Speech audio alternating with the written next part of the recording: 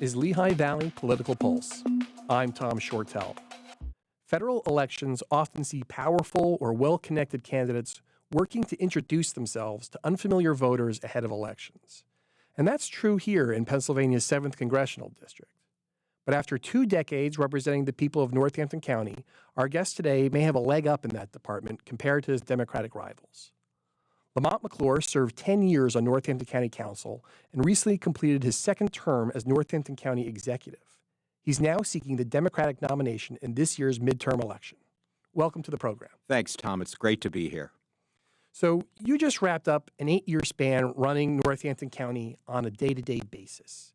You oversaw thousands of employees, managed a $500 million budget, and had the authority to veto legislation that you didn't like.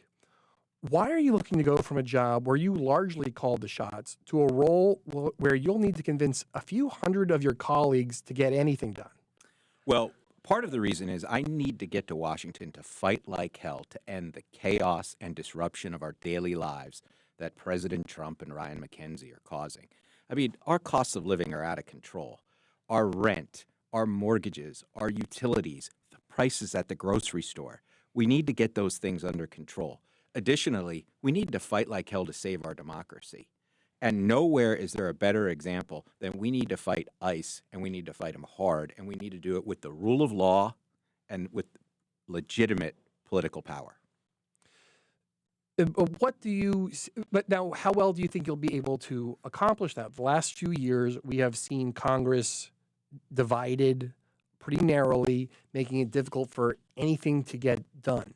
And so is Congress the place where you feel that those goals can be accomplished? Obviously, like the legal standards and the powers in the federal government are invested there, but we haven't seen Congress wielding those powers terribly well in recent years. And that is, I think, a great frustration that many people feel, that Congress is just not functioning correctly. But this isn't new either.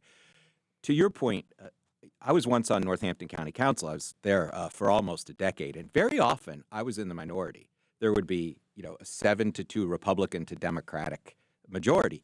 Often I could prevail on a particular resolution or ordinance by building coalitions and making solid arguments that appealed to other people. Now, we often lost the partisan votes, basically the Republican County Council wanting to support the Republican County Executive, but very often I could prevail in those.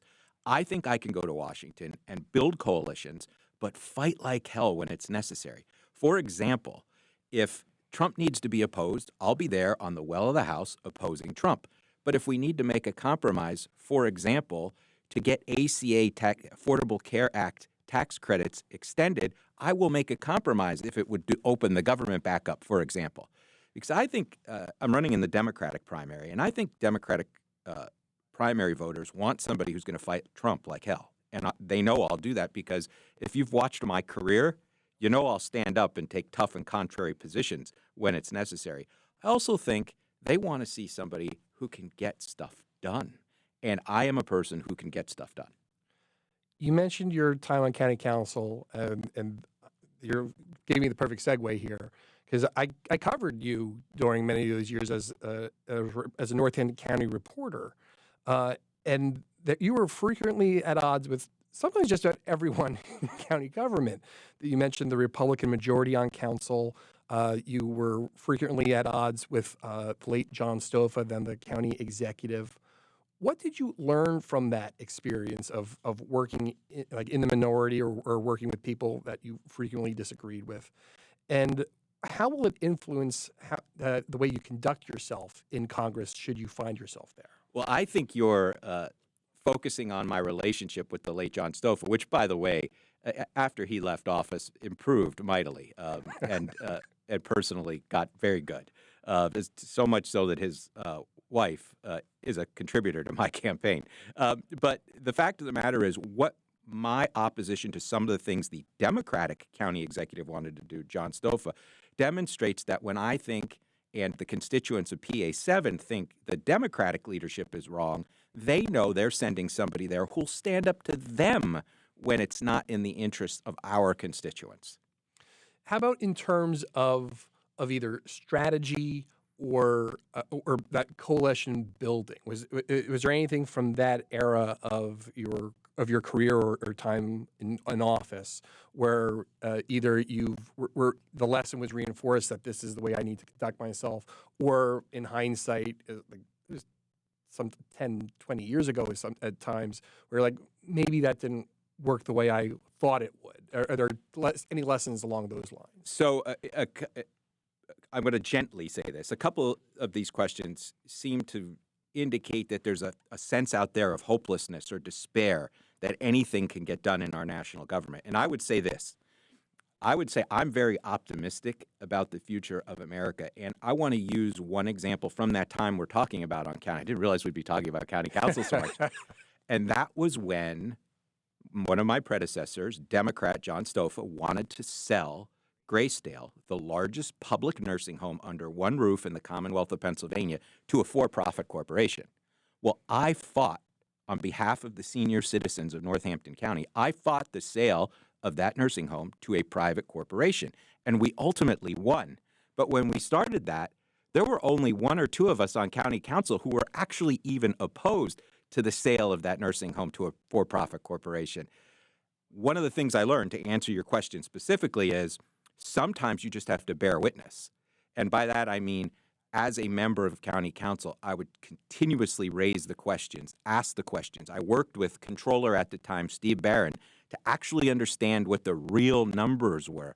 For example, Ron Angle, who was a loud and vociferous councilman at the time who wanted to sell to a for-profit corporation, was working with Stofa to do so. They said that the nursing home was going to cost us $8 to $10 million to $20 million a year. And what we had found over the last 20 years, it cost between $1 million or $2 million, or it actually gave back to the county treasury $1 million or $2 million.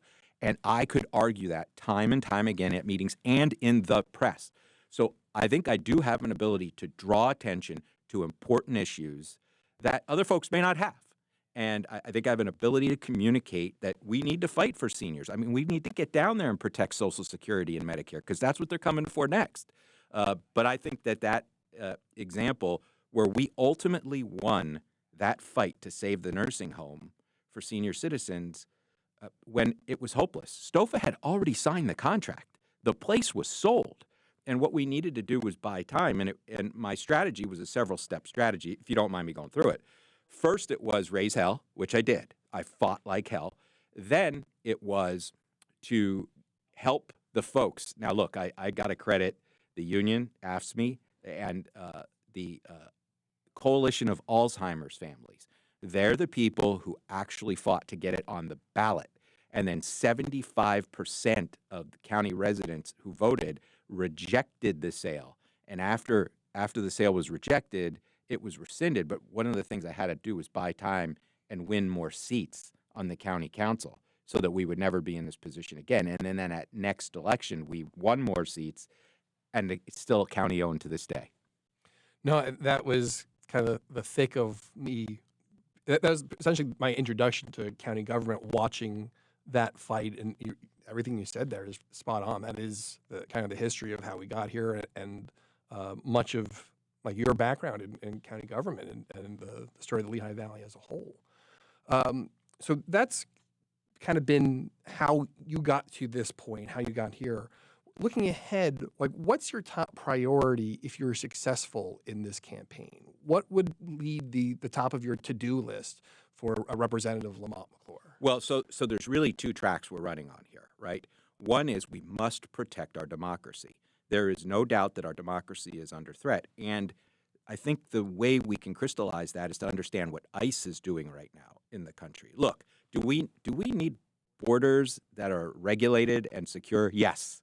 Do we need interior enforcement so that violent criminals who are here unlawfully get deported? Yes. But what's happening? Masked men running around the streets of our cities in America, picking people up randomly, that's a problem. Going into schools, going into churches, nobody likes that, right? So one of the things we can do is look to my example in Northampton County. In 2020, so while no one else who's running in the Democratic primary was fighting Trump, MAGA, or ICE, in 2020, this happened. There was an undocumented person who was before the Court of Common Pleas of Northampton County. His case was over. The judge said, "Sir, you are free to go." Unbeknownst to him and his attorney, the late Joshua Fulmer, an ICE agent was snuck in through the back door armed. That was in violation of county policy at the time, by the way. But he was snuck in through the back door, I mean him being armed, Right. not checking his weapon.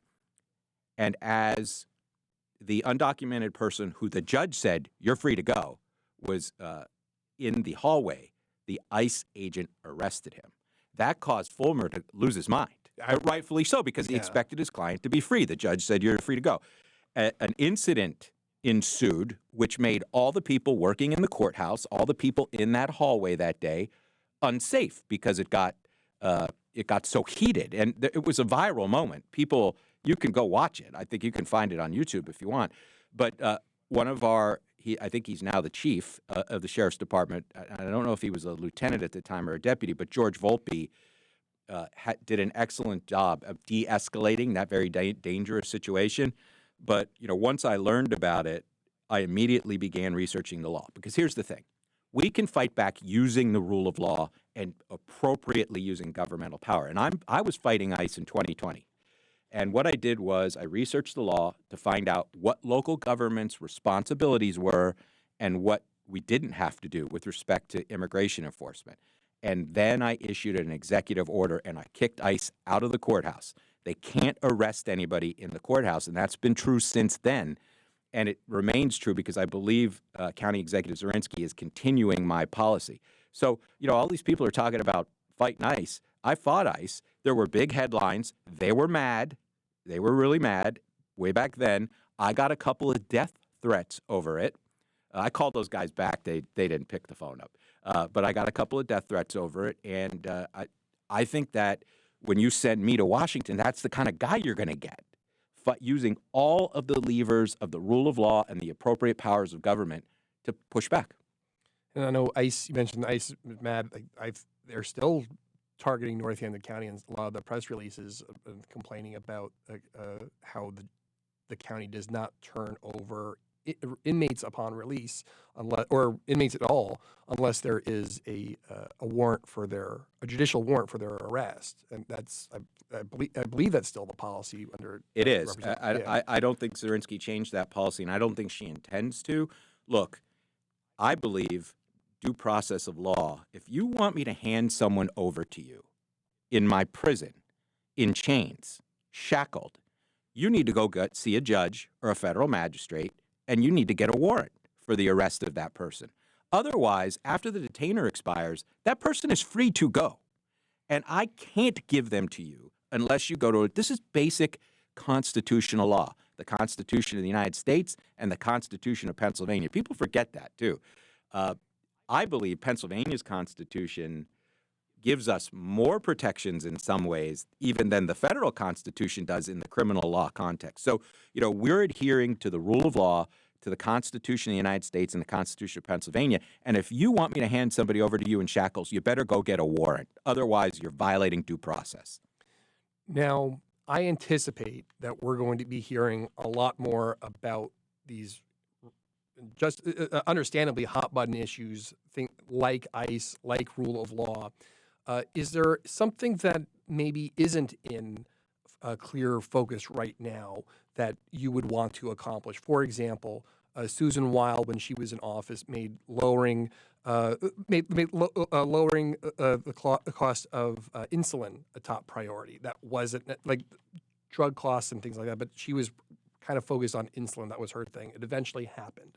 Is there something that isn't perhaps in the public eye focused that you hope to accomplish if you are elected? Oh, sure. Well, there's a couple things I would like to reverse in the big ugly bill. First of all, it's up to $1 trillion now. The $1 trillion of cuts from the Medicaid budget. I mean, that is obscene, and that needs to be restored. I mean, to cut $1 trillion from the poorest and most vulnerable people, including senior citizens, and give it to billionaires is unconscionable. So one of the things I would want to go down and do is restore those cuts right away. The other thing is nutrition is also healthcare, right? So we want to get down there and fight healthcare, fight for healthcare. And one of the ways to do that is restoring the cuts to the SNAP benefits as well. So I want to get down. So there's a lot of repair we need to do before we can even look forward into the future. So on healthcare, which our healthcare system is a disaster for people who don't have insurance, right? It is, and for people who are underinsured. That's a real problem too. So what do I want to do? I want to restore the $1 trillion of Medicaid cuts. I want to restore the cuts to SNAP benefits, and I want to extend the ACA tax credits. We need to strengthen the ACA, not destroy it. Are you optimistic that that may occur before you get to Congress, the ACA tax credits?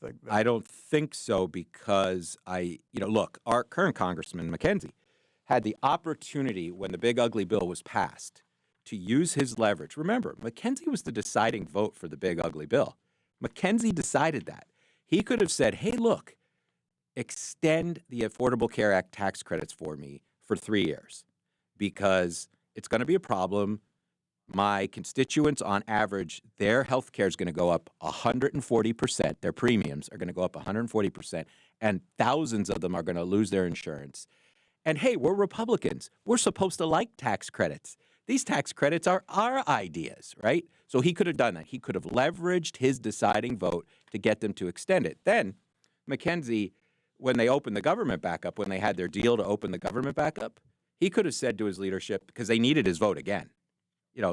He was the deciding vote on Big Ugly Bill, but then they needed him again to get the government back open. He could have said, hey, we're Republicans. We like tax credits. Why don't you extend the tax credits for me to get my vote? See, this is the kind of stuff I would do with the Democratic leadership. It goes back to our conversation with Stofa, right? I'm going to use all the leverage I can to represent my people. Look, I'm a Democrat, and I'm a very proud Democrat, but I'm going to do what's in the best interest of all of the people of PA7. I'm sorry, did I answer your question? No, I think so. Okay. You mentioned you're proud to be a Democrat. We've seen a lot of Democratic candidates in the past year kind of running away from the party, expressing anger, disgust. What's your take on the health of the Democratic Party right now? Oh, our people, look, I talk to people all over the country, of course, all over the district every day, but all over the country, and they're mad at us. And they're mad at us for a variety of reasons. Mostly, they're mad at us because we're not fighting Trump. And, what I tell them is send me there and I'll fight them. I'll fight them hard and I'll fight like hell for you. And I talk about some of the things I've done with ICE. I talk about my campaign against Steve Lynch, a true MAGA disciple, and how, he wanted to send 20 strong men to the Northampton area school district to remove forcibly with violence, remove the duly elected school board directors, and how I sent the sheriff's department there to protect them using legitimate political and governmental power to protect those people. So I think that they're mad at our leadership. I understand their anger. And if they want somebody who's going to be responsive to them, the voter, and not necessarily the leadership all the time, they need to send Lamont McClure to Congress. I need to clarify that Steve Lynch, your opponent in the 2021 race, Yes.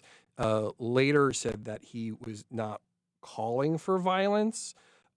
Whether how you choose to interpret his wording is fair game, but he did say later that that was not his intent. I understand that. I think people can go on YouTube and watch what he said. I think there was a rally in Harrisburg. It was in 2021, and I think it's out there. They can listen to it for themselves. Yes. Unlike a lot of the candidates in this race, you have a record in public office. You lowered taxes as county executive, supported farmland preservation, led the county through COVID. But the county also had multiple years where there were problems with voting machines on your watch. And your last years in office were marked by some quarrels with council. What should voters take away from your record? Okay, so let's talk about the voting machines. Those elections, there were two that were problematic. They were legal, fair, and accurate. And how do we know that those elections were legal, fair, and accurate? Nobody filed any lawsuits. There was a lot of yelling, a lot of screaming, a lot of smoke, but no fire. Not one lawsuit was filed regarding either of those elections. And if you think about it, it's not just a slogan. They were legal, fair, and accurate. because we live in a very litigious time around elections. People file lawsuits over elections every day now. No lawsuits were filed after either of those elections. Now, I will say, ES&S dropped the ball. That's the vendor for the voting machines and who also gives us support to run those machines. They dropped the ball twice. We were very displeased about it. But one of the things about those machines, there's a tremendous amount of redundancy built into them, backup memory, if you will.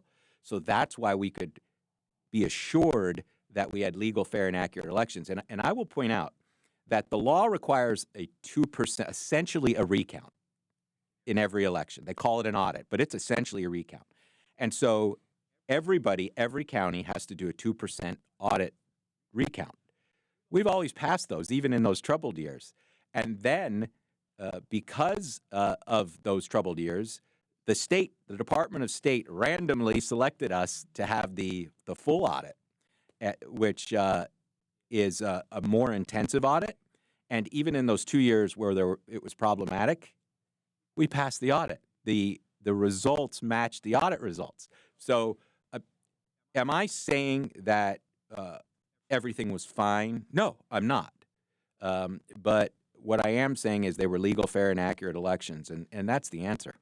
And so what does that say about your overall legacy? What should people come away with? Because, I mean, yes, that is part of the Lamont McClure executive story, but what do you think is the message that people ought to be walking away with as they review your time in office? So even if you're talking specifically about those elections, I would just in broadly. Okay. That's part of the story. Okay, so I think leadership during times of crisis.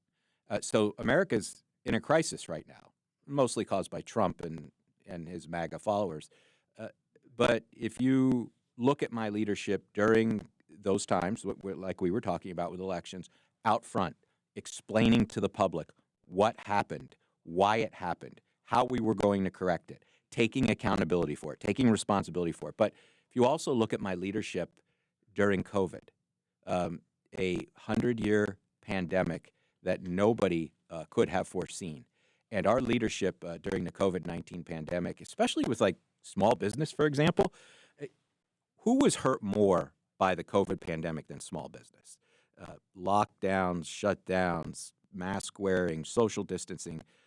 Small businesses were up against it. And one of the reasons why I worked so hard to save small businesses at the time is because half of us work for them, defined as employers who employ 100 people or less. So what we did was we took $25 million and we granted it to small businesses so they could survive the pandemic.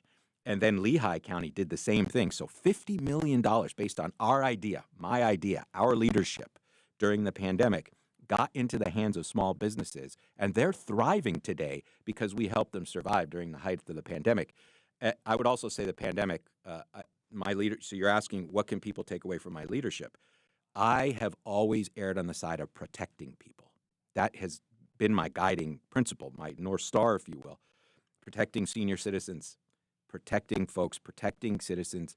So when it was difficult to get testing, COVID-19 testing, you couldn't find them anywhere, I partnered with the then Easton Hospital to do a drive-through testing site so that people who couldn't get tested could get tested.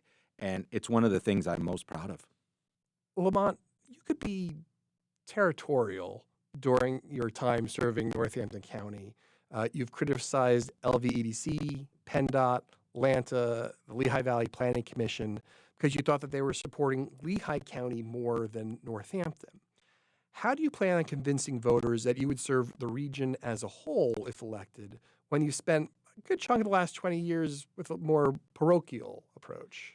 I think that's exactly right. I think they saw when I represented Northampton County, whether it was on county council or as their county executive for 8 years, that I fought like hell for Northampton County because that was my job. Now, I made sure that the things that we needed to do on a bi-county basis were done.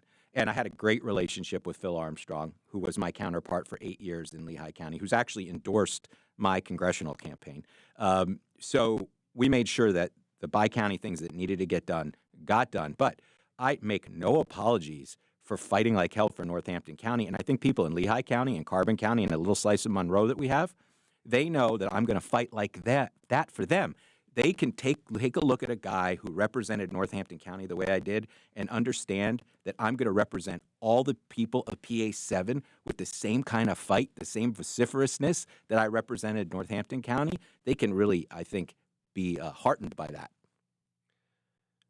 This election cycle reminds me a lot of 2018. President Trump is flagging in the polls, and Democratic voters are deeply motivated. And like 2018, we have a wide pool of candidates seeking the Democratic nomination. As one of those candidates, does the size of the field change your campaign strategy? I don't think so. I mean, look, I'm not a pundit, so I can't tell you what I think is going to happen. All I can tell you is that I'm making the argument to the people of PA7 that if they want somebody to fight like hell for them, I'm the guy. And I think you just pointed out there's a lot in my record to demonstrate that I am tough and that I am a fighter and that I can be courageous on behalf of the people and the institutions that I am tasked with representing. So I think that it doesn't change anything a bit. I said I'm not a pundit, but we start out ahead. And actually, we start out substantially ahead. No one else in terms of like the calendar year? No. I'm talking about in terms of name recognition. Okay. What pundits often want to talk about. I mean, no one's even really heard of any of the other people who are running in this race. Pinsley has a little name ID from being Lehigh County Controller, but the rest of them are in the single digits. No one's ever heard of them. And so, we're not. We're much further along than they are in terms of people being familiar not only with our name, but with our record of fighting that I think we've talked about a little bit this morning. So, no, it's not going to change. People care not about me. They care about their own lives. This race isn't about who's for who. Let me say, I'm very proud of my endorsements, very proud. As a matter of fact, we're almost up to 50 former and current electeds with community leaders as well. We're almost up to 50 endorsements. These are people who all live and work and serve in PA7, in Northampton, Lehigh. You talked about how can people be sure that I'll fight for Lehigh. Well, Phil Armstrong's endorsed my candidacy, and so has Josh Siegel. They know that they've got a friend in me that they'll be sending to Washington. So, but this is about people's lives. This isn't about who's for who. It's about who's for you. They want somebody to go down there who's going to fight to lower their costs, and they want somebody that's going to go down there and fight like hell to protect their democracy. And my career and my record demonstrates that I'm that guy. The Democratic primary thus far has seen two deep-pocketed candidates emerge, Ryan Crosswell and Bob Brooks. You've kept yourself in the conversation from a financial standpoint. You talked about how you probably have the superior name recognition in this race. They have deeper pockets thus far. You've kept yourself in the conversation financially by giving your campaign $200,000. What about this race? Because it looks very competitive from where I'm sitting. What makes you confident that this is the time to make a bet on yourself? Oh, by the way, that loan represents most of my lifetime savings. And I did that so that I could continue in my last year as county executive, so that I could continue working for the people of Northampton County every day. And that took away a lot of time from campaigning, and it took away most of all a lot of time from fundraising. So that's why I did that. And I think the voters will reward me for working for them as Northampton County executive full time in that 8th year. And this is an expensive race. I'm not sure last time or 2 years ago when we had the Republican primary. I think at this point, Crosswell or Brooks have outspent the entire Republican field from the primary last time around, and we're still months away. How much funding is it going to take? Can you be competitive with the resources available to you, given where the amount of money that they're able to pull into this race? Oh, absolutely. I mean, I think we've raised about, including the loan, $500,000. We have 300,000 about in the bank, approximately 300,000 in the bank. When you pair my significant name ID against their single-digit name ID, I think you'll find that we're going to be able to compete very nicely. If you weren't in this race, which PA7 candidate do you think you could get behind? I don't know the answer to that question yet because I haven't fully heard everything they're all for. Is there something that you're looking to hear from your opponents in that regard? Well, I think that part of the problem here is that I'm really the only one in the race who has a history, a record of standing up to Trump, of standing up to MAGA, of standing up to ICE. None of them have any experience doing that.